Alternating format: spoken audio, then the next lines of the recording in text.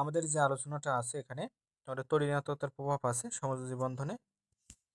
তো এই প্রভাবগুলো অধাতুর দেখা যাচ্ছে তড়িৎ-ঋণাত্মকতা বেশি হয়, ধাতুর তড়িৎ-ঋণাত্মকতা তুলনামূলক কম হয়। তড়িৎ-ঋণাত্মকতার মান কিছু মান মনে রাখতে বলছিলাম শুরুর দিন।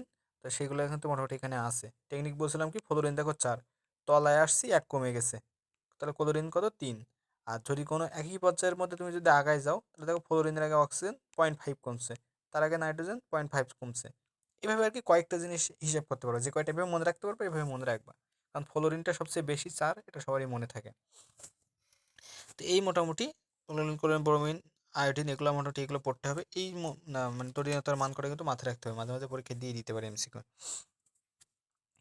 এরপরে তোমার পোলার যৌগ আছে, হাইড্রোজেন ফ্লোরাইড, H2, এগুলো হলো পোলার যৌগ। এখন এখানে কিছু কথা আছে, সহজ কথা যদি তোমরা তুলে নিতে পারো, যে যখন তোমার তড়িৎ-ঋণাত্মকতার পার্থক্য, সাপোজ এখানে দুইটা পরমাণু রয়েছে, দুইটা পরমাণুর তড়িৎ-ঋণাত্মকতার পার্থক্য যদি 0.5 থেকে কম হয়, যদি 0 হয় তাহলে তারা পুরোপুরি সমযোজী যৌগ। সমযোজী যৌগ যদি 0 হয় তড়িৎ-ঋণাত্মকতার পার্থক্য, যদি 0.5 কম হয়, তড়িৎ-ঋণাত্মকতার মান 0.5 কম হয়, তখন তারা অপোলার সমযোজী যৌগ। আজকে লিখতে পারছি না কেন, হয়ে গেছে বড়, এই কারণে মনে হচ্ছে স্ক্রিনে লেখা যাচ্ছে না। অপোলার সমযোজী যৌগ। আর 0.5 থেকে যদি 1.9 পর্যন্ত হয়, 0.5 থেকে 1.9 যদি হয়, তখন তাদের বলবো আমরা কি, পোলার সমযোজী যৌগ। আগে বলছিলাম অপোলার, কি হচ্ছে স্ক্রিনে দেখা যাচ্ছে না কেন, আচ্ছা পোলার সমযোজী যৌগ, পোলার সমযোজী যৌগ। কখন বলবো, যখন 0.5 থেকে 1.9 হবে। আর 1.9 বেশি হয়ে গেলে তখন সেটাকে আমরা বলবো আয়নিক যৌগ। এটা হলো সহজ হিসাব করা, দুইটা পরমাণুর তড়িৎ-ঋণাত্মকতার পার্থক্য দিয়ে হিসাব করা। আমি আবারও বলছি, 0 হলে তোমার সমযোজী যৌগ, 0.5 কম হলে অপোলার সমযোজী যৌগ, 0.5 থেকে 1.9 হলে পোলার সমযোজী যৌগ, আর 1.9 বেশি হলে তোমার আয়নিক যৌগ, সর্বাধিক আয়নিক যৌগ তখন। এইভাবে আর কি করতে হয়। একাডেমিকের ক্ষেত্রে এই নিয়ে তোমাদের রিটেন প্রশ্ন আছে, যেগুলো এই কনসেপ্ট দিয়ে কাজ লাগিয়ে করতে হয়। আর অ্যাডমিশনের ক্ষেত্রে এই ছোটো ছোটো জিনিসগুলো জানাই রাখো, তাহলে এমসিকিউ দাগাতে সুবিধা হতে পারে। তো দেখো তোমার হাইড্রোজেন ফ্লোরাইড, এদের যে মধ্যে তড়িৎ পার্থক্য, তোমার সাপোজ এই রেঞ্জটা দিল, মেরু প্রবণতার কম, হাইড্রোজেন হ্যালাইডের মেরু প্রবণতার কম। এখন দেখো তুমি এই ক্ষেত্রে কি করবা, দেখো এই ক্ষেত্রে তড়িৎ পার্থক্য করলেই তোমার হয়ে যাচ্ছে, মেরু প্রবণতার কম দিয়ে বোঝাচ্ছে আর পোলারিটি বেশি। তার মানে কি, যেগুলো পোলার সমযোজী, পোলারিটি বেশি যাদের হচ্ছে, তারা অধিক তড়িৎ হবে। তো এই হাইড্রোজেন ফ্লোরাইডটা হলো অধিক তড়িৎ, কারণ দেখো হাইড্রোজেনের হলো 2.1, ফ্লোরিনের হলো তড়িৎ মান 4, তাহলে 4 থেকে 2.1 বাদ দিলে কত থাকে, 1.9। কি সেই 1.9 চলে আসছে না, তাহলে এটা কিন্তু সর্বাধিক পোলার সমযোজী হয়ে যাচ্ছে, কিন্তু সর্বাধিক পোলার অণু। এখানে লেখা আছে হাইড্রোজেন ফ্লোরাইড সর্বাধিক পোলার অণু। তো এই কারণে কিন্তু হাইড্রোজেন ফ্লোরাইড, তারপরে ক্লোরিনের কম, ব্রোমিনের কম, তারপর আয়োডিন, এভাবে চলে আসে। মানে এদের তড়িৎ মান কিন্তু আস্তে আস্তে কমতে থাকে। এবং এরপরে আরো কয়েকটা কথা লেখা আছে, বাস্তবে কিন্তু 100% আয়নিক যৌগ নাই, একইভাবে 100% সমযোজী যৌগও নাই। মোটামুটি দেখা যাচ্ছে প্রায়, তোমার দেখা যাচ্ছে সোডিয়াম ক্লোরাইডটা প্রায় 80% আয়নিক বৈশিষ্ট্য রয়েছে। এরপরে তোমার H2O পোলার মানে তরল, কিন্তু H2S গ্যাস কেন, এই প্রশ্ন কিন্তু তোমরা পাইছো। এক্ষেত্রে কি করতে হয়, এক্ষেত্রে তোমার H2O, এদের যদি তরলিঙ্গতার পার্থক্য করো, তখন দেখা যাবে না এরা হলো পোলার হবে না, অক্সিজেন আর হাইড্রোজেনের মধ্যে করলে হাইড্রোজেন 2.1, অক্সিজেন হলো 3.5, ফলে দেখা যাচ্ছে 0.5 থেকে 1.9 এর মধ্যে একটা সংখ্যা আসবে না, তাহলে এটা কি পোলার সমযোজী যৌগ। কিন্তু H2Sটা কি, H2Sটা দেখো এক্ষেত্রে সালফার হবে না, তোমার দেখা যাচ্ছে 2.5, হাইড্রোজেন 2.1, অর্থাৎ 0.4, অর্থাৎ 0.5 থেকে কম। তার মানে কি, এটা হলো অপোলার সমযোজী যৌগ। তাহলে এই যে পোলার সমযোজী যৌগ, এদের ক্ষেত্রে দেখা যাচ্ছে হাইড্রোজেন বন্ধনটা গঠন করা সম্ভব হয়, কিন্তু এই যে অপোলার সমযোজী যৌগ, এদের ক্ষেত্রে হাইড্রোজেন বন্ধনটা গঠন করা সম্ভব হয় না। এখানে দেখা যাচ্ছে H2টা স্বাভাবিক অবস্থায় তরল থাকে, কিন্তু H2Sটা গ্যাস হয়। এরপরে আরও কিছু পোলারিসিটির কথা বলা আছে, এই মোটামুটি রিডিং দিতে পারো। এরপরে আছে পোলারায়ন বা আয়নের বিকৃতি। পোলারায়ন বলতে বোঝায় মানে আয়ন, একটা আয়ন দ্বারা একটা আয়ন বিকৃতি, ক্যাটায়ন দ্বারা অ্যানায়নের বিকৃতি। অর্থাৎ এই একটা ক্যাটায়ন, একটা অ্যানায়ন, এই ক্যাটায়নের দিকে দেখা যাচ্ছে পজিটিভ চার্জের দিকে এই নেগেটিভ চার্জ কিছুটা আকর্ষিত হয়ে যায়, তখন দেখা যাচ্ছে এর আকারটা কিছুটা বিকৃত হয়েছে, দেখছো? তো এই কারণে বলা হচ্ছে ক্যাটায়ন দ্বারা অ্যানায়নের বিকৃতি, এটা হলো পোলার আয়ন। তো ওই যে তোমার দেখা যাচ্ছে পোলার আয়নের সময় কি হয়, বন্ধনের ইলেকট্রনটা নিজের দিকে টেনে নেয় না, তখন এই জিনিসটা কিছুটা ঘটে। এগুলো নিয়ে এখন আর তেমন আলোচনা করার নাই। এখানে ফ্যাজানের নীতি আছে, ফ্যাজানের নীতি আছে অ্যান্টি অ্যাসিড ধর্মী অক্সাইড, তোমাদের ছবিতে কিছু তুলে নিতে বলছিলাম, তার মধ্যে ছিল magnesium oxide, calcium oxide, alumina, এগুলা। এরপরে তোমার আয়নিক যৌগের সমযোজী বৈশিষ্ট্য, ফাজানের নীতি আছে। ফাজানের নীতিটা এই 3টা পয়েন্ট এখনও পড়তে হবে, একাডেমিকের কোনো সময় এখান থেকে রিটেনের জন্য অনেক ইম্পর্টেন্ট ছিল, অ্যাডমিশনের জন্য একটু মোটামুটি পড়তে হবে। আর আয়নিক যৌগের কিছু বৈশিষ্ট্য এখানে বলা আছে, দেখো উচ্চ গলনাঙ্ক, উচ্চ স্ফুটনাঙ্ক হয়, উদ্বায়িতা, পানিতে দ্রবণীয়তা এগুলো অধিক থাকে। তুলনামূলক সমযোজী যৌগের ক্ষেত্রে কিন্তু এগুলো তুলনামূলক কম থাকে। আর এখানে কিছু কথা বলা আছে, ধাতব কার্বনের সময় যখন যে লবণগুলো আছে সেগুলো দেখা যাচ্ছে অধিক যখন পোলারায়ন হয় তখন এদের সুস্থিতির আসবে, অল্প তাপে বিযোজন ঘটে। আচ্ছা, এখানে ফাজানের নীতির ক্ষেত্রে 3টা নিয়ম আছে। একটা হলো চার্জ দিয়ে, চার্জ ক্যাটায়নের চার্জ হোক অ্যানায়নের চার্জ হোক, চার্জ যদি বেশি হয় পোলারায়ন তত বেশি হবে, চার্জ বেশি হলে পোলারায়ন বেশি হবে। এখন পোলারায়ন বেশি হওয়া মানে কি, তার সমযোজী ধর্মটা বাড়া। পোলারায়ন বেশি হওয়া মানে তার সমযোজী ধর্মটা বাড়া, সহজ হিসাব। পোলারায়ন বেশি মানে সমযোজী বেশি। তো পোলারায়ন বেশি মানে তোমার সমযোজী ধর্মটা বেশি হওয়া। তাহলে সমযোজকের কি হয়, সমযোজকের ক্ষেত্রে গলনাঙ্ক স্ফুটনাঙ্ক কম থাকে, উদ্বায়িতা কম থাকে, পানিতে দ্রবণীয়তা কম থাকে, অর্থাৎ সমযোজী মানে আয়নিক বৈশিষ্ট্যের যা বৈশিষ্ট্য ছিল সেগুলো সব উল্টো হয়। এই হলো হিসাব। এরপরে দেখো আকার নিয়ে, কোনো কোনো ক্ষেত্রে দেখবে চার্জের সমান তো একই, চার্জের সংখ্যা একই আসছে দুইটার ক্ষেত্রে, তখন কি হবে, আকারের হিসাবটা করতে হয়। অর্থাৎ ক্যাটায়নের আকার যত ছোট হয়, অ্যানায়নের আকার যেটা যত বড় হয়। তো যখন এটা এইভাবে মনে রাখতে পারো, স্বরবর্ণ লেখার সময় ক তো প্রথমে থাকে ব্যঞ্জন বর্ণের ক্ষেত্রে, আর তোমার স্বরবর্ণের ক্ষেত্রে অ এর পরে তো স্বরে, অ এর পরে তো স্বরে আ আসে, তাই না? তো এক্ষেত্রে কি এটা হলো পরে আসছে তো বড় হচ্ছে, আর এটা হলো প্রথমে থাকছে ছোট। তাহলে এভাবে মনে রাখতে পারো, যেভাবে মনে রাখতে পারো ক্যাটায়নের আকার ছোট হলে অ্যানায়নের আকার বড় হলে তখন দেখা যাচ্ছে পোলারায়ন ক্ষমতা তত বাড়ে। অর্থাৎ ক্যাটায়নের আকার যত ছোট হবে তার পোলারায়ন ক্ষমতা তত বাড়বে, অ্যানায়নের আকার যত বড় হবে পোলারায়ন ক্ষমতা তত বাড়বে, অর্থাৎ তার সমযোজী ধর্ম তত বাড়বে। আর আছে তোমার 8টা ইলেকট্রন বহিস্থ কক্ষপথে আর 18টা ইলেকট্রন, যখন 18টা ইলেকট্রন হবে তখন তার মনে হচ্ছে বিকৃতিটা বেশি হবে, এরকমভাবে হিসাবটা আছে। তো এই হলো বিষয়। এরপরে পোলারায়নের কিছু নিয়ম আছে, দেখো sodium chloride, magnesium chloride, aluminium chloride. তো এক্ষেত্রে দেখো তোমার প্রত্যেকটা ক্লোরিন অর্থাৎ অ্যানায়নটা কিন্তু একই আছে, তাহলে অ্যানায়নের হিসাব করা যাবে না। তাহলে সোডিয়াম, পটাশিয়াম, ম্যাগনেসিয়াম, অ্যালুমিনিয়াম, দেখো চার্জ দিয়ে যদি হিসাব করো তাহলে কি চার্জ সংখ্যা আস্তে আস্তে বাড়ছে, চার্জ সংখ্যা বাড়া মানে কি তোমার পোলারায়ন ক্ষমতা আস্তে আস্তে বাড়ছে, অর্থাৎ অ্যালুমিনিয়াম LCl3 যে অ্যালুমিনিয়াম ট্রাইক্লোরাইড যেটা আছে এর পোলারায়ন ক্ষমতা বেশি। তার মানে কি পোলারায়ন ক্ষমতা বেশি হলে কি হবে, সে বেশি সমযোজী, সমযোজী হলে তার গলনাঙ্ক স্ফুটনাঙ্ক কম। এখানে দেখো তার গলনাঙ্ক কিন্তু কম, সোডিয়াম ক্লোরাইডটা কিন্তু বেশি। চার্জ দিয়ে হলো আকার দিয়ে হলেও সেম ভাবে আসবে। আকার হলে দেখো তোমার সোডিয়াম, ম্যাগনেসিয়াম, অ্যালুমিনিয়াম যেগুলো আছে বাম থেকে ডান দিকে গেলে তাদের তো একটা পর্যায়ে তখন কি হয়, আকারটা হ্রাস পায়। তো আকার হ্রাস পাইছে যেহেতু ক্যাটায়নের আকার যত ছোট হবে পোলারায়ন তত বেশি হবে। তার মানে LCl মানে অ্যালুমিনিয়াম যেটা আছে এটার আকার ছোট, এর পোলারায়ন ক্ষমতা তোমার দেখা যাচ্ছে তত বেশি। পোলারায়ন বেশি মানে কি সমযোজী ধর্ম বেশি, সমযোজী ধর্ম বেশি মানে তার গলনাঙ্ক স্ফুটনাঙ্ক কম হয়। এই হলো বিষয়, এভাবে হিসাব করতে হবে। তোমরা এখন যে কোনোটা করতে পারবে, এখানে আমি এটা বেশি আলোচনা করবো না। সোডিয়াম ক্লোরাইড 801 ডিগ্রি গলনাঙ্ক, এটা কিন্তু পরীক্ষায় আসতে দেখা যায়, 801 ডিগ্রি সেলসিয়াস সোডিয়াম ক্লোরাইডের। এরপরে বেরিলিয়াম, ম্যাগনেসিয়াম, এখানে দেখো তোমার বেরিলিয়ামের কিন্তু দেখা যাচ্ছে পোলারায়ন ক্ষমতাটা বেশি আছে। দেখো বেরিলিয়ামের দেখো পোলারায়ন ক্ষমতাটা বেশি, বেরিয়াম, ম্যাগনেসিয়াম, ক্যালসিয়াম, স্ট্রোনশিয়াম, বেরিয়াম, এভাবে যখন তুমি হিসাব করো তখন দেখা যাচ্ছে বেরিয়ামের পোলারায়ন ক্ষমতাটা বেশি হলে তখন দেখা যাচ্ছে কি তার গলনাঙ্কটা তুলনামূলক কম হয়। কারণ দেখো বেরিলিয়াম হলো 405 সবচেয়ে কম, কিন্তু বেরিয়াম দেখো বেশি। এগুলো মোটামুটি যেভাবে বললাম ওইভাবে করতে হয়। আর এখানে কয়েকটা কথা বলা আছে হ্যালাইডের ক্ষেত্রে, আয়নিক ধর্ম, সমযোজী ধর্মের কিছু কথা, এগুলো মোটামুটি তোমরা সব পারবা এখন।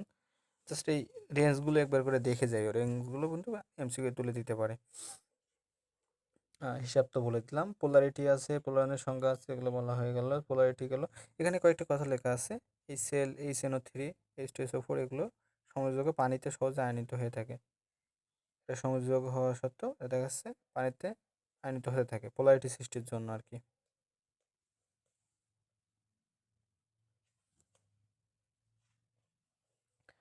এরপরে কি আছে, সোডিয়াম আয়নিক বিভব বা পটেনশিয়াল।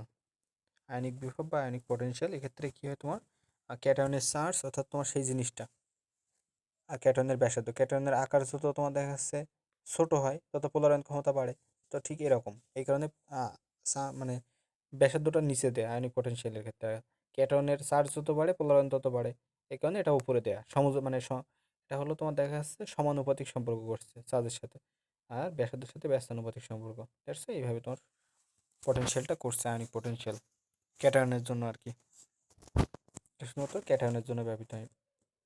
তো ওই সেম জিনিসটা তোমরা এটা এটা তোমরা এখন পারবা, মানে ওই যে মানে ফাজানের নীতি দিয়ে হিসাব করলে এখন পারবা। এরপরে ফ্লোরাইন আছে, এই সিলভার ফ্লোরাইডের ফ্লোরাইন সবচেয়ে কম ঘটে। কারণ কি এখানে দেখো সবগুলো দেখা যাচ্ছে এখানে কিন্তু ক্যাটায়ন সব একই সিলভার, আর অ্যানায়নগুলো তোমার ভিন্ন ভিন্ন।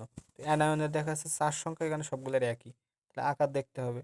ফ্লোরিনের আকারটা ফ্লোরিন সবচেয়ে উপরে থাকে, ফ্লোরিনের আকার সবচেয়ে ছোট থাকে। তাহলে যেটা মানে অ্যানায়নের ক্ষেত্রে যার আকার বড় তার পোলারায়ন বেশি, তো এর আকার ছোট, তাহলে এর পোলারায়ন সবচেয়ে কম হচ্ছে। এরপরে কিছু বর্ণ আছে, কপার সালফেট, লেড সালফেট, এগুলো এগুলো সব কালো, আর ক্যাডমিয়াম সালফেটটা হলুদ, কোনোগুলো একবার রিডিং দিও। আর সিলভার যখন ব্রোমাইড হচ্ছে তখন হচ্ছে হালকা হলুদ, আর আয়োডাইড হলে গাঢ় হলুদ। আর যেখানে যেখানে ক্লোরিন পাবা সেখানে সাদা লিখবা, মানে সহজ মানে মনে রাখার টেকনিক আর কি। তো এখানে সিলভার ক্লোরাইড আছে, ক্লোরিন আছে, তাহলে বর্ণটা সাদা। পরের পেজে কি দেখো, এখানে আছে দেখো মার্কারি ক্লোরাইড, এটা দেখো সাদা। এরপর দেখো লেড ক্লোরাইড, এটাও দেখো সাদা। যেখানে যেখানে ক্লোরিন পাচ্ছ সেখানে দেখো সাদা কালার। এটা হলো মনে রাখার টেকনিক, বাকিগুলো তুমি তাহলে মনে রাখতে পারবা। এরপরে তোমার এই রেঞ্জগুলো তো পড়তে বললামই। এরপরে কর্ণ সম্পর্ক আছে। কর্ণ সম্পর্ক কোনগুলো আছে দেখো, লিমা বেরিয়ে এলো বসে, যেভাবে মনে রাখতে পারো অনেকে। তো কর্ণ সম্পর্ক বলতে কি বোঝাচ্ছে তোমার, কিছু কিছু ধর্ম আছে যে ধর্মগুলো মানে পর্যায় সারণীর কোনাকুনি মৌলের মধ্যে একই হয়। এটা দেখো দ্বিতীয় পর্যায়ের মৌল, এটা হলো তৃতীয় পর্যায়ের মৌল নিচে। এই কোনাকুনি যদি তুমি হিসাব করো দেখা যাচ্ছে এই কোনাকুনি মৌলদের মধ্যে এই যে ধর্মগুলো আছে নিচে, এই ধর্মগুলো দেখা যাচ্ছে একই হয়। দ্যাটস ওয়াই এটাকে বলা হচ্ছে কর্ণ সম্পর্ক। তো এখানে কোন কোন মৌলের ক্ষেত্রে একই হচ্ছে দেখো, এখানে তোমার lithium, magnesium, beryllium, aluminium, boron, silicon. তাহলে লিমা বেরিয়ে এলো বউ সেজে, এভাবে মনে রাখতে পারো। আর এরপরে তোমার কর্ণ সম্পর্কে যে জিনিসগুলো আছে, আয়নিক ব্যাসার্ধ আছে। এখানে কিন্তু সমযোজী ব্যাসার্ধ নাই, অপশন করা কিন্তু সহজ। আয়নিক ব্যাসার্ধ আছে, সমযোজী ব্যাসার্ধ লাগাই দিল। আয়নীকরণ শক্তি আছে, তড়িৎ ঋণাত্মকতা আছে, দেখো তড়িৎ ধনাত্মকতা কিন্তু নাই। পোলারায়ন ক্ষমতা আছে, আয়নিক চার্জের ঘনত্ব আছে। এখানে কিন্তু ইলেকট্রন আসক্তি কিন্তু নাই এর মধ্যে, কর্ণ সম্পর্কের মধ্যে। এই ছোটোখাটো জিনিসগুলো খেয়াল রাখো, জাস্ট হেডিংগুলো পড়লে হবে এখান থেকে। এরপরে সামনে যদি আগায় যায়, এখানে বিভিন্ন সৃজনশীল সলিউশন আছে, আমাদের তো এখন তেমন এগুলোই হয় না। এরপরে ব্যবহারিক ভ্যান্ডারাস বল, অপোলার যে সমযোজক সময় রয়েছে এর মধ্যে আন্তঃআণবিক যে আকর্ষণ বল কাজ করে এদের, এটাকে বলা হচ্ছে ভ্যান্ডারাস আকর্ষণ বল। এটা তুলনামূলক অনেক দুর্বল বল। তো এই যে ভ্যান্ডারাস বল বা তোমার এই যে নন বন্ডিং যে আন্তঃআণবিক বল, এগুলো কয়েকটা শ্রেণীতে ভাগ করা হয় নিচে যেগুলো দেয়া আছে, 6টা শ্রেণী দেয়া আছে দেখো। তোমার নন বন্ডিং বলতে কি বোঝানো হচ্ছে, এগুলো কিন্তু বন্ড তৈরি করবে না। এই বলগুলো হবে মানে বন্ধন তৈরি হবে না, তাও এই বলগুলো কাজ করবে। এখানে আছে দেখো বন্ডিং বল, এই তিনটা আয়নিক সমযোজী ধাতব বন্ধন, এগুলো সব বন্ধনটা হয়, বন্ধন হয় বলে এদের বন্ধন শক্তির মানটাও দেখো বেশি। আর এইগুলো পরেরগুলো আছে নন বন্ডিং বল, এগুলো হলো বন্ধন গঠন করে না, তারপরেও এদের মধ্যে এক প্রকার মানে একটা আকর্ষণ ক্রিয়া করে, এখানে তুলনামূলক এদের মানটা কম হয়। এবং মোস্ট মোস্ট মোস্ট ইম্পর্টেন্ট একটা শখ কিন্তু অর্থে এই জায়গাটা, এখান থেকে যেগুলো বললাম শক্তির মাত্রা পড়া লাগবে, উদাহরণ পড়া লাগবে। এখন দেখো শক্তির মাত্রা যেটা আছে, আয়নিক বন্ধন সবচেয়ে শক্তিশালী হয় 400 থেকে 4000, আয়নিক বন্ধন 400 থেকে 4000। সমযোজী বন্ধন কত? 150 থেকে 1100, 150 থেকে 1100। ধাতব বন্ধন আরও কম, 75 থেকে 1000। আয়নিক বন্ধন কিসে হয়, সমযোজী বন্ধন কিসে হয়, ধাতব বন্ধন কিসে হয়, এগুলো তো আশা করি আর ভালো লাগবে না। এরপরে নন বন্ডিং এর ক্ষেত্রে সবচেয়ে বেশি আছে দেখো আয়ন ডাইপোল এর মধ্যে, অর্থাৎ একটা আয়ন থাকবে আর একটা ডাইপোল অণু থাকবে। অর্থাৎ ওই যে তোমার তড়িৎ ঋণাত্মকতার ক্ষেত্রে কি হয়েছিল, বন্ধ ইলেকট্রনটা যে নিজের দিকে টানছিল সে ডেল নেগেটিভ, আর অপোজিট সাইডটা ডেল পজিটিভ। তো এখানে দেখো একটা তোমার পোল থাকবে একটা, আর একটা আয়ন থাকবে, তাদের মধ্যে যে একটা আকর্ষণ বল ক্রিয়া করবে এটাকে তোমার বলা হচ্ছে আয়ন ডাইপোল আকর্ষণ বল। এবং এর মানটা কত? 10 থেকে 50, 10 থেকে 50 আয়ন ডাইপোল। আচ্ছা, এরপরে যে জিনিসটা আছে হাইড্রোজেন বল। হাইড্রোজেন বন্ধনের ক্ষেত্রে, হাইড্রোজেন বন্ধনের ক্ষেত্রে হাইড্রোজেন বন্ধন কাদের ক্ষেত্রে হয় দেখো, ফোন দেয়া আছে FON, এটা দিয়েই মনে রাখতে পারো। ফসফরাস, ফ্লোরিন, অক্সিজেন আর নাইট্রোজেন। আমরা হাইড্রোজেন বন্ধন সামনে আসে পড়বো, এখানে আলোচনা করছি না। এরপরে তোমার হাইড্রোজেন বন্ধনের ক্ষেত্রে কত? 10 থেকে 40। হাইড্রোজেন বন্ধন কিন্তু একটু কম, 10 থেকে 40। এখানে হাইড্রোজেন বন্ধন দেখানো আছে ডট ডট দিয়ে। এরপরে তোমার দেখা যাচ্ছে ডাইপোল ডাইপোল, তাহলে আমার আয়ন ডাইপোল বেশি, এরপরে হাইড্রোজেন বন্ধন তার থেকে একটু কম, ডাইপোল ডাইপোল। ডাই কথার অর্থ কি? 2। আর এ পাশেও আছে দেখো ডাইপোল, ডাই কথার অর্থ 2, তাহলে 2 2 4। অর্থাৎ তাহলে মনে রাখবো এর সাইডে 4 আছে, অর্থাৎ 3 থেকে 4। এটার মান কত? 3 থেকে 4। এরপরে দেখো তোমার আছে আয়ন আবিষ্ট ডাইপোল, আয়ন আবিষ্ট ডাইপোল, তাহলে এটা হলো 3 থেকে 15। অর্থাৎ একটা আয়ন থাকবে, আর আবিষ্ট ডাইপোল বলতে বোঝানো হচ্ছে দেখো এখানে অক্সিজেন O2 যেরকম থাকলো, এরকম এরকম টাইপের যেগুলো আছে এগুলোর ক্ষেত্রে আয়ন ডাইপোল। অক্সিজেনটা কিন্তু একটা নেগেটিভ চার্জ, দেখা যাচ্ছে একসাথে দুইটা থাকছে, এক্ষেত্রে দেখা যাচ্ছে আবিষ্ট ডাইপোল। আর ডাইপোল আবিষ্ট ডাইপোল হলে, ডাইপোল মানে 2, তাহলে 2 থেকে শুরু হচ্ছে, এভাবে মনে রাখতে পারো। ডাইপোল আবিষ্ট ডাইপোলের ক্ষেত্রে দেখা যাচ্ছে 2 থেকে 10। অপশন দেখলে তো তোমাদের দাগাতে পারবো। লন্ডন বল বা বিস্তরণ বল সবচেয়ে কম, 1 থেকে 10। লন্ডন বল বা বিস্তরণ বল 1 থেকে 10। লন্ডন বল বা বিস্তরণ বল 1 থেকে 10, এই মোটামুটি এগুলো মাথায় রাখতে হবে। লন্ডন বল কাদের ভিতরে হচ্ছে দেখো, যেমন F2, AF2 এরকম যখন থাকছে তখন তাদের মধ্যে হচ্ছে।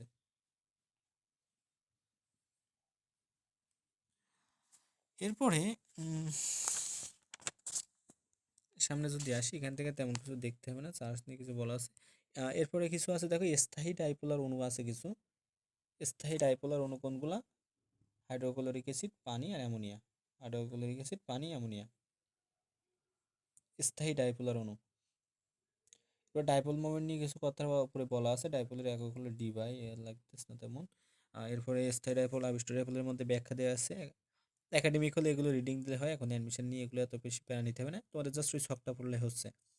এরপরে এই যে লন্ডন বল বা বিস্তারণ বল, এটা কিন্তু নোবেল গ্যাস, অর্থাৎ তোমাদের যে গ্রুপ 18 মৌলগুলো আছে সেগুলোর ক্ষেত্রে কিন্তু দেখা যায়। হিলিয়াম, নিয়ন, আর্গন এগুলোর ক্ষেত্রে কিন্তু দেখা যায় এই লন্ডন বল বা বিস্তারণ বল। মাথায় রেখে এটা কে প্রথমে করেন? ফ্রিজ লন্ডন, তিনি প্রথম আর কি এটা নামকরণ করেন তার নাম অনুসারে। বিস্তরণ বলে প্রভাব আছে, এগুলো নিয়ে আমি এখন আর ডিটেলস আলোচনায় যাচ্ছি না, কারণ এখন সময় কম তোমাদের। লন্ডন বলতে সবচেয়ে দুর্বল বল পড়ছি। আর এর পয়েন্টে 2 নম্বর পয়েন্ট বলছে দেখো পরবর্তীতে, যে এই যে বিস্তরণ বলের কিছু প্রভাব আছে, যেমন দেখো এর প্রভাব আছে তোমার দেখো গোল্ড সাসপেনশন। বিস্তরণ বলের প্রভাবে ন্যানোকণার মানে ন্যানো স্কেলের যে সূক্ষ্মগুলো সাসপেনশন তৈরি করে, যেটার নাম হলো গোল্ড সাসপেনশন। সাসপেনশন তো তোমরা ফার্স্ট 4 অধ্যায়ে পড়ে আসছো। তো এই গোল্ড সাসপেনশন তোমার দেখা যাচ্ছে গেল, এটা গ্যাসীয় তরলে আছে, এই দুটো পয়েন্ট পড়ে নিয়ে এডিটিং।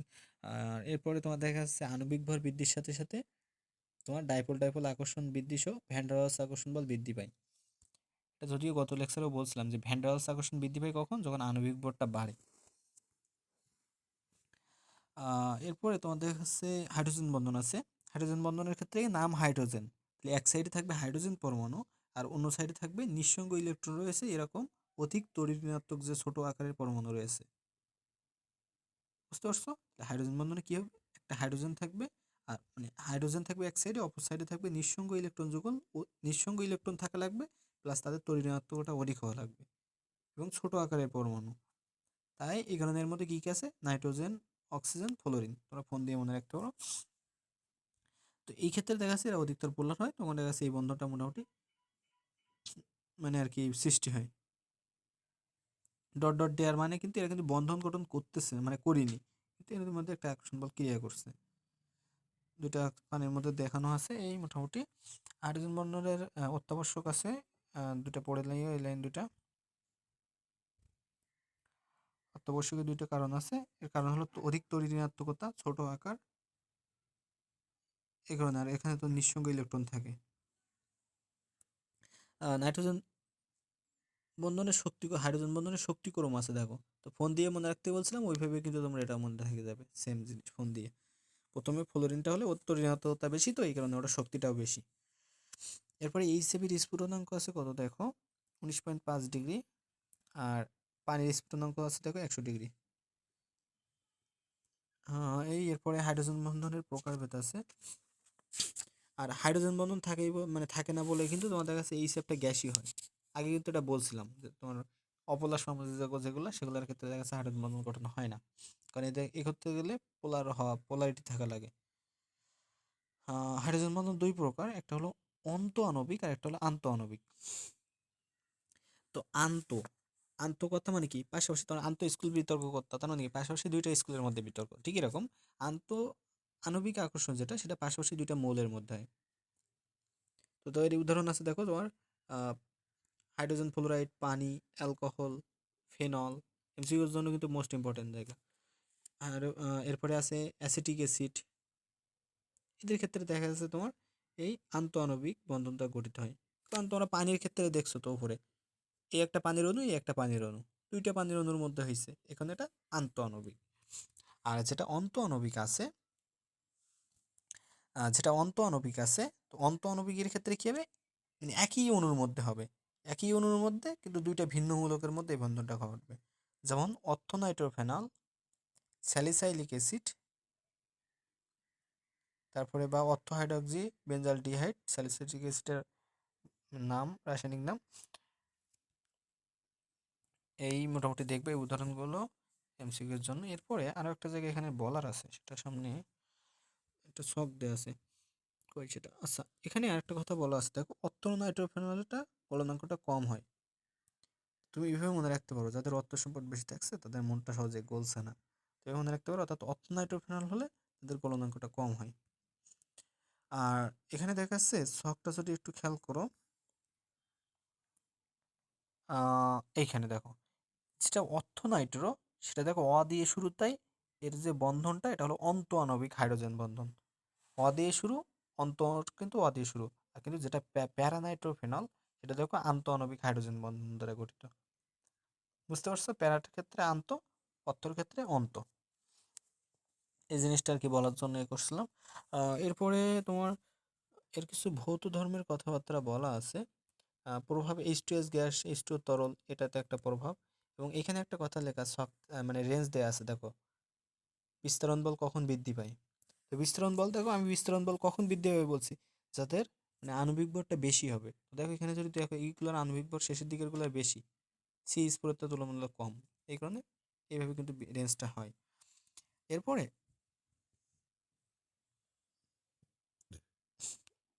সেই ফেজে আরেকটা কথা আছে, এখানে দেখো NF3H2OHF এগুলার স্ফুটনাঙ্ক গলনাঙ্ক একই গ্রুপের অন্য সব হাইড্রাইডের তুলনায় কিন্তু তুলনামূলক বেশি থাকে।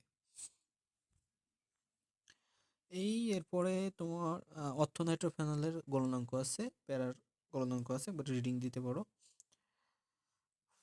আচ্ছা এরপরে হাইড্রোজেন এই যে শক্তিকর্মের গুলো আছে, এগুলো তো ছক দেখেই পড়ে ফেলছো, এখান থেকে আর তেমন দরকার নাই। এরপরে ভ্যান্ডারাস বলের তুলনা আছে H2 আর H2S এর মধ্যে, এখানে তো ভ্যান্ডারাস বল ক্রিয়া করে, আর দরকার নাই তেমন। এরপরে একাডেমিকের ক্ষেত্রে তো রিটেন দরকার পড়ছিল তোমাদের। এরপরে তোমার এই শেপের স্ফুটনাঙ্ক হলো 19.5 ডিগ্রি বা এর কম, অর্থাৎ এই শেপ কক্ষমাত্রা হলে এগুলো আমি বলে ফেলছি, আর দরকার নাই। এরপরে এখানে কিছু পোলার অপোলারের কথাবার্তা আছে, এগুলো মোটামুটি আলোচনা করছি। আর আচ্ছা, আরেকটা কথা এখানে বলি, এখানে এই যে শেষে একটা লাইন আছে, এই লাইনটা কিন্তু ইম্পর্টেন্ট। দেখো এই শেপের গলনা মানে স্ফুটনাঙ্ক হলো 19.5 ডিগ্রি সেলসিয়াস, অর্থাৎ এই 19.5 ডিগ্রি সেলসিয়াসের নিচে কিন্তু এই শেপটা তরল হবে। তাহলে 19.5-এর নিচে এই শেপ তরল, 19.5 হলে এই শেপ গ্যাস হওয়া শুরু করেছে, অর্থাৎ কক্ষ তাপমাত্রা দেখা যাচ্ছে তোমার গ্যাসই হয়। এই শেপ কিন্তু হাইড্রোজেন ফ্লোরাইডটা কিন্তু কক্ষ তাপমাত্রায় গ্যাসই হয়। আর এরপরে তোমাদের একটা কথা বলছিলাম যে 1000 ডিগ্রি সেলসিয়াস তাপমাত্রায় হিরোকে গ্রাফাইটে পরিণত করা যায়। আর এরপরে হাইড্রোজেন বন্ধনের কিছু গুরুত্ব আছে। আমাদের দেহের 70% পানি, 70% তোমার ওই যে ডিএনএ আরএনএ এর গঠনে তোমার হাইড্রোজেন বন্ধন আছে, কার্বোহাইড্রেট, তারপরে তোমার দেখা যাচ্ছে প্রোটিন, অস্থি, টিস্যু, চুল, এগুলোর ক্ষেত্রে মানে হাইড্রোজেন বন্ধন থাকে। তারপরে সেকেন্ডারি টারশিয়ারি যে কাঠামো রয়েছে প্রোটিনের, সেখানে হাইড্রোজেন বন্ধন থাকে সেকেন্ডারি টারশিয়ারির ক্ষেত্রে। আর তোমার দেখা যাচ্ছে বরফ পানিতেও ভাসে হলো তোমার এই হাইড্রোজেন বন্ধনের কারণে। এরপরে তোমার বরফের দেখো এই যে গঠন দেয়া আছে, একবার দেখে রাখো। আর এরপরে তোমার এটি অর্থাৎ অ্যাডিনিন আর থায়ামিনের মধ্যে 2টা, আর গুয়ানিন আর সাইটোসিনের মধ্যে তোমার দেখা যাচ্ছে 3টা করে হাইড্রোজেন বন্ধন থাকে। এগুলো তো পড়ছো, একাডেমিক সময় লাগতো। এরপরে আসবাবপত্র আছে। এরপরে বাইনারি যৌগ। বাইনারি যৌগ কাঁথা মানে 2টা মাত্র মৌল দ্বারা গঠিত যেসব যৌগ, তাদেরকে বলি আমরা বাইনারি যৌগ, যেমন সোডিয়াম ক্লোরাইড। 2টা যৌগ আছে। এরপরে একক যোজন মানে ক্যাটায়ন চার্জ, 2 চার্জ, তৃতীয় চার্জ, এগুলো তো হ্যাঁ পারবা। এরপরে তোমার এখানে তেমন কিছু নাই। এখানে যে যে জিনিসটা আছে দেখো, তোমার ক্রোমিয়ামের ক্ষেত্রে যখন 2+ থাকে তখন ক্রোমাস, আর যখন আস আর ইক অর্থাৎ ক্রোমাস 2 যোজনী 3 হয়ে গেলে ইক। Fe2+ হলে ফেরাস, Fe3+ হলে ফেরিক। নামকরণের সময় কিন্তু কাজে লাগে এগুলা। এগুলো হলো কমন নেম। আর যখন সিস্টেমেটিক যখন আমরা নামকরণ করতে হয়, তখন এই ক্রোমিয়ামের পাশে এরকম ব্র্যাকেটে 2 দিয়ে দিতে হয়। এটাকে কিন্তু তুমি ডাইরেক্ট ক্রোমিয়াম আয়ন বলবা। সিস্টেমেটিক যে নামকরণ ক্রোমিয়াম আয়ন বলো না তোমরা পড়ার সময়, তো এটা হলো তোমার এর পাশে এরকম ব্র্যাকেটে 2 দিয়ে দিতে হয় লেখার সময়, কিন্তু এর কমন নাম হলো ক্রোমাস। এরপরে কপারের ক্ষেত্রে কিউ+, কপার 2+ হলে কিউপিরিক। এরপরে কিছু কিছু নামকরণ আছে, এখানে জাস্ট হেডিংগুলো দেখে রাখো। এরপরে পলিঅ্যাটমিক যৌগ আছে। পলি অর্থাৎ অনেকগুলো অ্যাটম, অর্থাৎ অনেকগুলো পরমাণু মিলে একটা গ্রুপ যদি তোমার একটা আয়ন হয়ে যায়, তখন সেটাকে আমরা পলিঅ্যাটমিক আয়ন বলছি। যেমন NH4+, একটা নাইট্রোজেন আছে, 8টা হাইড্রোজেন, আর এর সাথে প্লাস আছে, এরকম পলিঅ্যাটমিক আয়ন। এরপরে এখানে ছক আছে তোমার ক্যাটায়ন, একক চার্জ কোনগুলা। চার্জ দেখো ফসফেটের 3 যোজনী।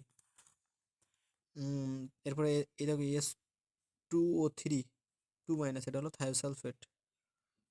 ক্রোমেট, এগুলো মোটামুটি পার অক্সাইড, এগুলো মোটামুটি দেখছো, এগুলো কিন্তু পড়তে হবে। আর এরপরে সমাধানের কিছু আবার হেডিংগুলো নামকরণ আছে, এগুলো মোটামুটি একবার রিডিং দিও। এরপরে গুরুত্বপূর্ণ একটা কথা, অক্সো অ্যাসিডের নামকরণ। অক্সো অ্যাসিড অর্থাৎ অক্সো দিয়ে বোঝাচ্ছে এখানে অক্সিজেন থাকবে, অর্থাৎ এখানে হাইড্রোজেন অক্সিজেন থাকবে এবং অন্য একটা কেন্দ্রীয় অধাতব মৌল থাকবে বা ধাতব মৌল থাকতে পারে। তো এক্ষেত্রে দেখো তোমার যে জিনিসটা হয়, অক্সো অ্যাসিড তোমার মানে সাধারণত অধাতব অক্সো অ্যাসিড সমূহ হলো তোমার দেখো H2SO3, অর্থাৎ তোমার সালফিউরাস অ্যাসিড, সালফিউরিক অ্যাসিড। আর ধাতব যে অক্সো অ্যাসিডগুলো রয়েছে সেগুলো তুলনামূলক কম স্থায়ী হয়, কিন্তু এদের লবণ সমূহ হলো তোমার আবার স্থায়ী হয়, যেমন aluminic acid, sodium aluminate, chromic acid, তারপর পটাশিয়াম ডাইক্রোমেট, এগুলো কিন্তু তুলনামূলক স্থায়ী হয়। আর অধাতব মৌলে দেখা যাচ্ছে একাধিক অক্সো অ্যাসিড থাকতে পারে, যেমন তোমার দেখো যে হাইড্রোক্লোরিক অ্যাসিডের তোমার দেখা যাচ্ছে এই দেখো 4টা অক্সো অ্যাসিড রয়েছে, ক্লোরাস, তোমার ক্লোরিক, পারক্লোরাস, এগুলো আছে। আর এরপরে তোমার দেখা যাচ্ছে আর অক্সো অ্যাসিডেও তুলনামূলক যারা মানে ক্লোরিনের জারণ মানটাও বাড়তে থাকে। মানে একটা জিনিস খেয়াল রেখো, ক্লোরিনে কিন্তু সর্বোচ্চ জারণ সংখ্যা 7 পর্যন্ত সম্ভব। এরপরে দেখো তোমার এই যে জিনিসটা আছে, 4টা ক্লাসিফিকেশন দেওয়া আছে দেখো নামকরণের ক্ষেত্রে। প্রথমে আছে দেখো আস, তারপরে আছে কি, তারপরটা 2 নম্বরে দেখবা সবসময় ইক থাকবে। প্রথমটার ক্ষেত্রে কি আস আছে, অর্থাৎ এদের ক্ষেত্রে নামকরণের ক্ষেত্রে আস থাকবে এবং তার শুরুতে হাইপো থাকবে। হাইপো কথাটা বোঝাচ্ছে কখন একটা থাকছে যখন, এখানে প্রত্যেকটা দেখো একটা করে হাইড্রোজেন আছে, অর্থাৎ হাইপো। আর তারপর তৃতীয় মৌল নিতে হবে। তৃতীয় মৌল বলতে তোমার মূলত কেন্দ্রীয় মৌল যেটা আছে এটাই বোঝাচ্ছে, অর্থাৎ এখানে ক্লোরিনটা হলো কেন্দ্রীয় মৌল হিসেবে থাকে। তাহলে হাইপো ক্লোরাস, ক্লোরা আর তার সাথে আজ যোগ হবে, তাহলে হাইপো ক্লোরাস অ্যাসিড, একটা অ্যাসিড। এরপরে দেখো প্রথমে আবার পরেরটা দেখো হাইড্রোজেন আছে, তাহলে মানে হাইপো। তারপরে তোমার আয়োডিন হলো কেন্দ্রীয় মৌল, মানে হাইড্রোজেন একটা আছে তাই হাইপো আসছে। আর কেন্দ্রীয় মৌল আয়োডিন, তাহলে আয়োডো। আর তার সাথে আজ যোগ হবে, তাহলে আয়োডাস অ্যাসিড। এভাবে হবে, এগুলো প্রত্যেকটা জারণ মান +1, খেয়াল রাখো। এবং দেখো এই হাইপোনাইট্রাস অ্যাসিডের সংকেত কিন্তু একটু অন্যরকম, H2N2O2। এখানে নাইট্রোজেনের জারণ মান +1, এই কারণে এটাকে হাইপোনাইট্রাসের মধ্যে নিয়ে আসা হয়েছে, H2N2O2। এরপরে তৃতীয় মৌল, তার সাথে আজ যোগ হবে। আগেরটা ছিল হাইপো আস, আর এবার শুধুমাত্র আজ যোগ হবে। অর্থাৎ দেখো chlorous acid, bromous acid, iodous acid, sulphurous acid. H2SO3 কিন্তু সালফিউরাস, এবং এখানে দেখো প্রত্যেকটা জারণ মান +3 করে, কিন্তু সালফিউরিক অ্যাসিডটা +4। জারণ মান তো তোমরা বের করতে পারবো মোটামুটি। আর এরপরে আছে ইক, তাহলে হাইপো আস পাইছো, তারপরে আস, এবার হলো ইক, তৃতীয় মৌল প্লাস ইক, অর্থাৎ chloric acid, bromic acid, iodic acid, sulphuric acid, এরকম জারণ মানগুলো একটু দেখে রাখো। ইক পাইছো, এবার হলো পারিক, এবার আছে পারিক, অর্থাৎ দেখো এবার পার ইক, অর্থাৎ এক্ষেত্রে দেখো পালক্লোরিক, পার সালফিউরিক, এগুলো 5 সালফিউরিক অ্যাসিডের সংখ্যাটা দেখে রেখো, H2S2O8, 5 সালফিউরিক অ্যাসিড। এক্ষেত্রে জারণ সংখ্যাটা সর্বাধিক হয়ে যায় +7, তো জারণ সংখ্যাটা আস্তে আস্তে বাড়তে থাকে। এবং যদি তোমরা দেখো অক্সিজেনের হিসাবটা দেখো, যখন তোমার হাইপো ছিল অক্সিজেন কিন্তু একটা ছিল, যখন তুমি আস পড়ছো অক্সিজেন কিন্তু 2টা হয়ে গেছে, আরও একটা বাড়ছে। যখন তুমি ইক পড়ছো অক্সিজেন কিন্তু আরও একটা বাড়ছে, দেখবা 3টা করে হয়েছে বেশিরভাগেরই। আর যখন তুমি পারিক পড়ছো তখন দেখো অক্সিজেনটা আরও বাড়ছে, 4টা হয়ে গেছে। তাহলে এইভাবে কিন্তু তুমি হিসাবটা রাখতে পারো, কোন দিকে কোনটা আমি আস ইকের মধ্যে গেছে। আস্তে আস্তে যখন অক্সিজেন সংখ্যাটা বেশি হয়ে যায় তখন কিন্তু ইকের মধ্যে চলে আসছে। এরপরে আসিক পার এগুলো তো বলা হয়েছে। এরপরে পার অক্সো অ্যাসিড কিছু আছে,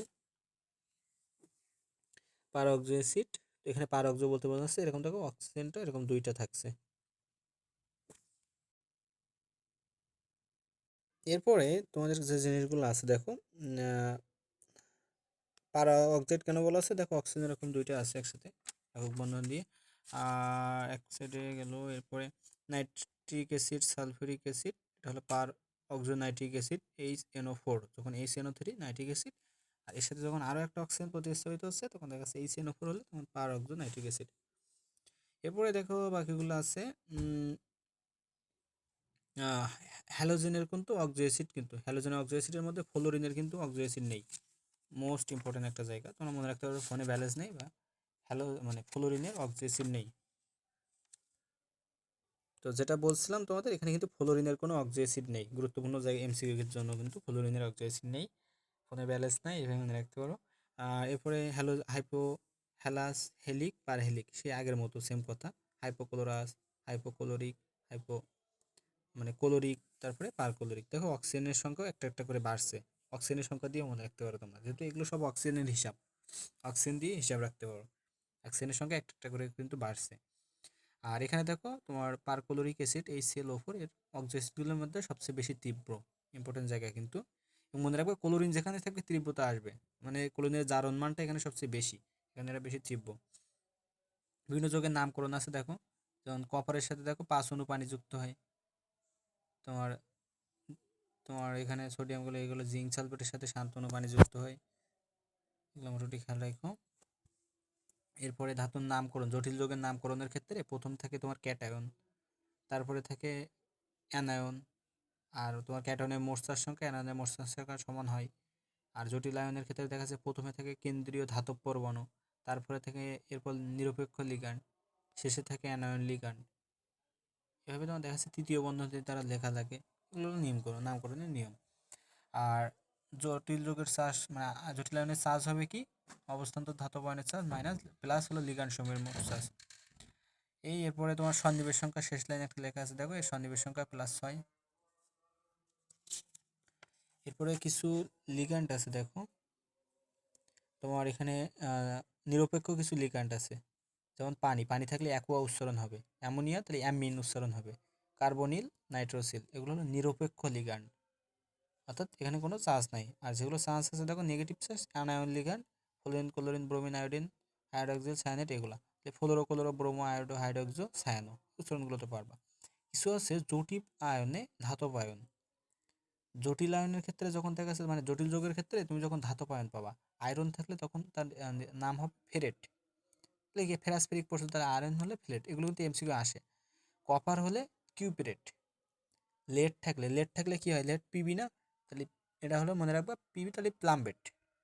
সিলভার সংকেত লেখো কি দিয়ে, এজি দিয়ে, তাহলে এটা দিয়ে মনে রাখবে এটা হলো আর্জেন্টেড। আর গোল্ড লেখো কি দিয়ে, এইউ, তাহলে এটা দিয়ে মনে রাখবো অরেট। টিন লিখতে কি লেখো, এসএন, তাহলে এটা দিয়ে স্ট্যান্ডার্ড। এই এমসিকিউ যদি তোমরা বোর্ড কোশ্চেন একাডেমিকের সময় করে থাকো, এটা কিন্তু মানে পাইছো তোমরা, তাহলে এইভাবে কিন্তু তোমরা নামকরণ দিয়ে দিয়ে মনে রাখবা, এগুলো কিন্তু মুখস্থ করার খুব বেশি পড়ে না।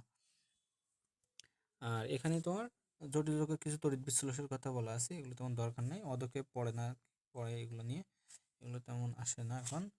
এই মোটামুটি শেষ। তোমাদের কারোর কোনো